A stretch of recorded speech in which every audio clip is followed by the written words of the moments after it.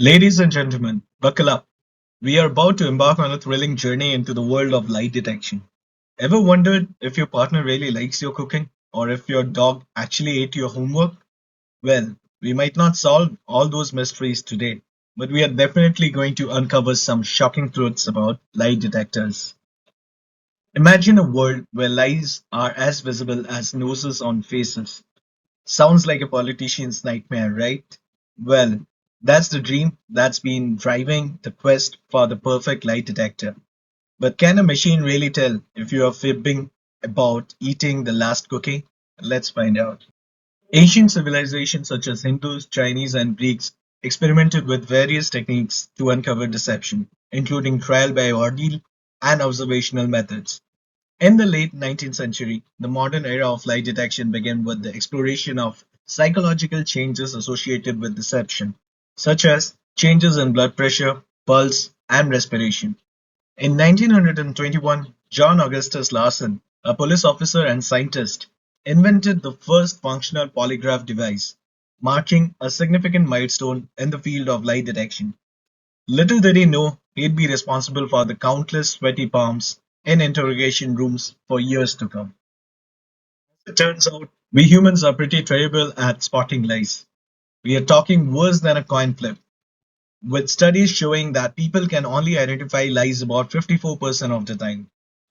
This shocking revelation led to a desperate cry for help from technology. Enter the polygraph. Part science, part intimidation, and a whole lot of controversy. A polygraph measures physiological responses like breathing patterns, blood pressure fluctuations, and skin conductivity changes to detect potential lies based on the principle that deception causes measurable physical changes in the body. Picture this. You are strapped to a chair, wires everywhere, feeling like you're about to launch into space. But instead of a countdown, you hear, "Did you eat the last slice of pizza?" Welcome to the polygraph test, where your body becomes a reluctant snitch. The polygraph test is a multi-stage process designed to assess the truthfulness of an individual's responses. By understanding the various steps involved, we can better evaluate the reliability and limitation of this technology. So it happens in four stages. First happens to be the pre-test interview. The examiner builds rapport, explains the test purpose, and gathers background information from the examinee. Then, chart collection.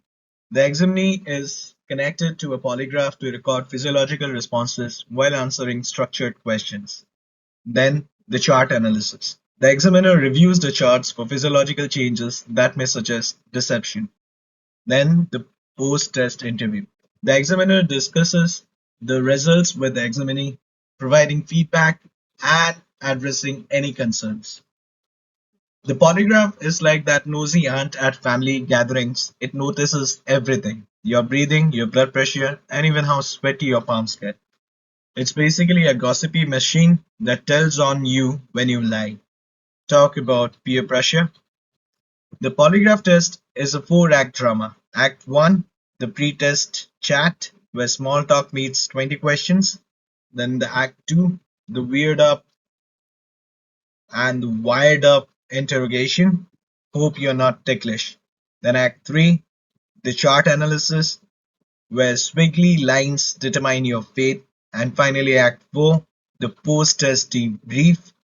This is the time to explain why were you so nervous about the pizza question. The accuracy and reliability of a polygraph test depends heavily on the types of questions asked during the examination. Let's explore the different categories of questions used in a typical polygraph test. First, the relevant questions.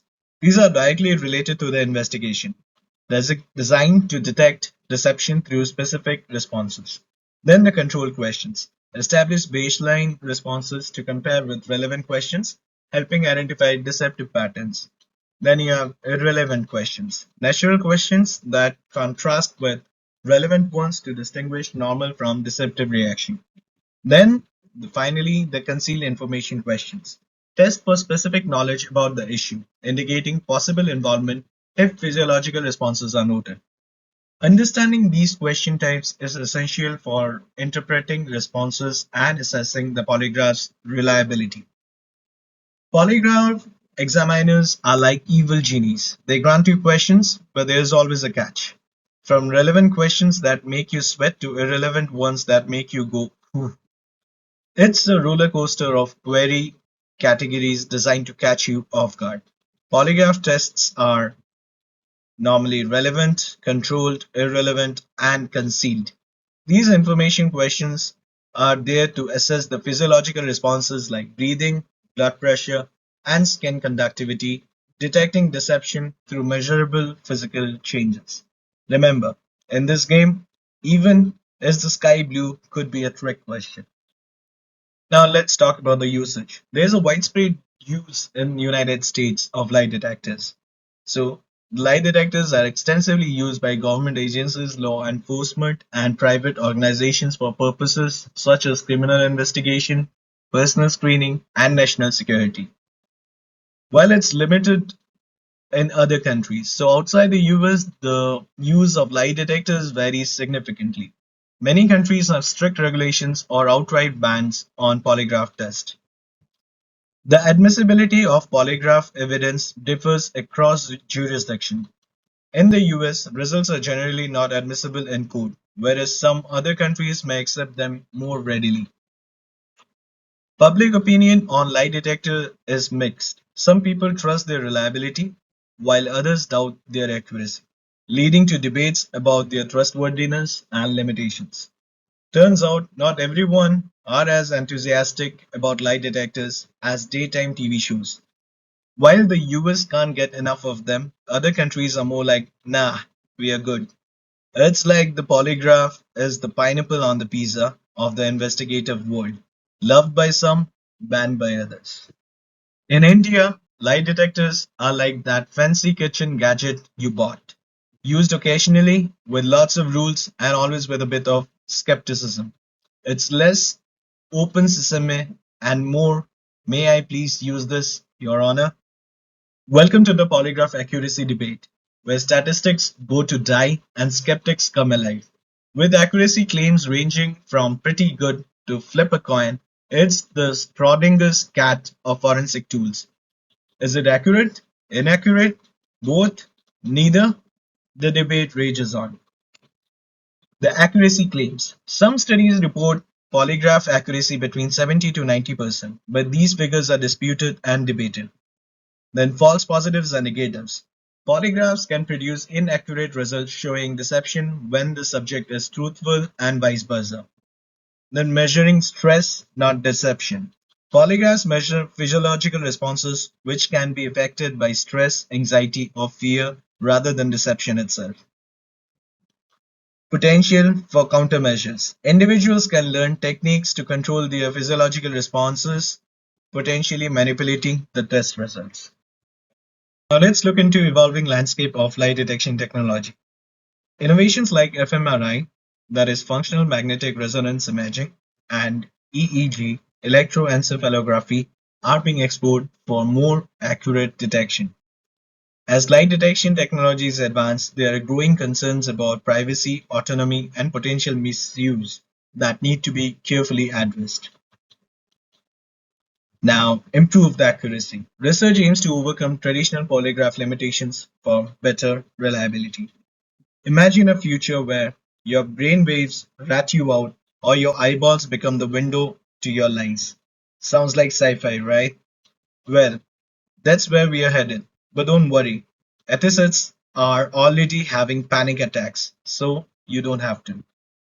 To sum it up, polygraph as tools is useful but not foolproof. They should be part of a broader investigative approach.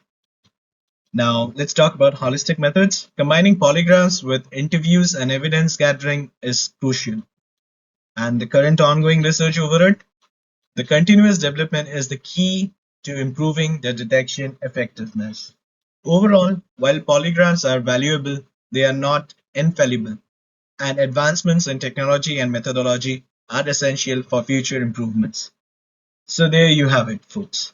Lie detectors, they are not quite the magic. Definitely not foolproof, but certainly more reliable than your friend who swears they can totally tell when someone's lying. Remember, in the grand casino of truth seeking, polygraphs are just one chip on the table. Use wisely, and may the odds be ever in your favor. I hope you like this lecture.